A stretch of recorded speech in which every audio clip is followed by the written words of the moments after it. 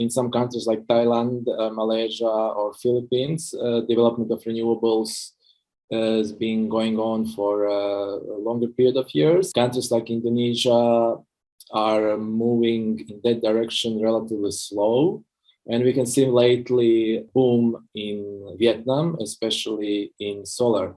So I believe that all these countries in ASEAN need to work together in realizing renewable energy integration network, and especially need to work on regulations in all countries, and to finalize mutual goals in the industry. So I do not see it happening in near future, I would say. I mean, you have countries which are like Indonesia archipelago, which don't even have a. I mean, there are many grids in Indonesia as a country, from Java Bali grid to Sumatra grid and other islands, and just to integrate all the grids of all countries in ASEAN would be extremely challenging. That is one of the challenges.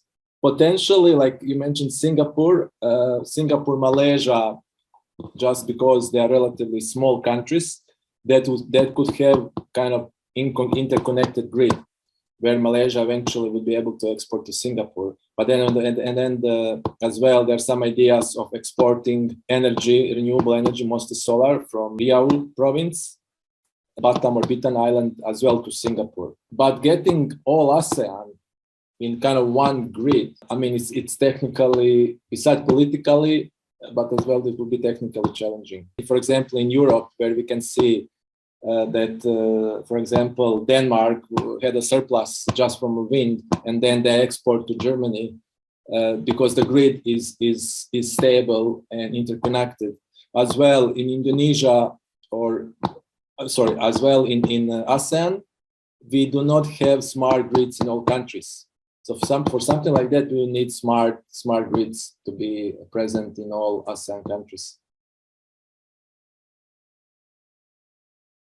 So we can see in a number of countries, Thailand, Malaysia, Philippines, there have been supportive regulations and for years, where we can witness development of renewables.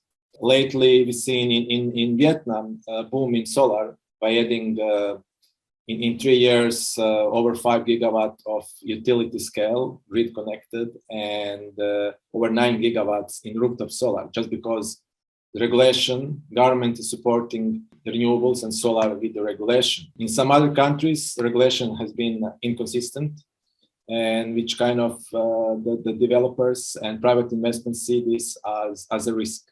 So number one and most important is government support and consistent regulations. I would say it's early beginnings. There are some trading platforms in Southeast Asia, mostly in Singapore, and we can see that renewable energy generating facilities already registered, including from Indonesia or Singapore or other Southeast Asian countries, ASEAN countries, but it's far from developed world. Definitely, we need a base, and in ASEAN, in many countries that is coal, and all ASEAN countries are looking to shift to renewables more and more. So I will not say what will be the best way for every country, but maybe more focusing on some of the cleaner base energy like natural gas, or even like pump up storage, hydro could be as well, even it's renewable in a way. It could be one of the solutions. And there's been some discussions in Southeast Asian countries to focus on nuclear. And I hear stories from Indonesia and some other countries, but nothing serious has been concluded so far. I do believe that it's becoming already competitive in some countries, especially large-scale utility projects. And we can see solar being more and more efficient compared to thermal.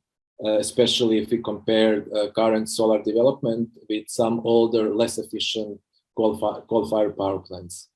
So yes, I believe that solar is catching up, and it's if not, it will be very soon equal cost as investment in thermal.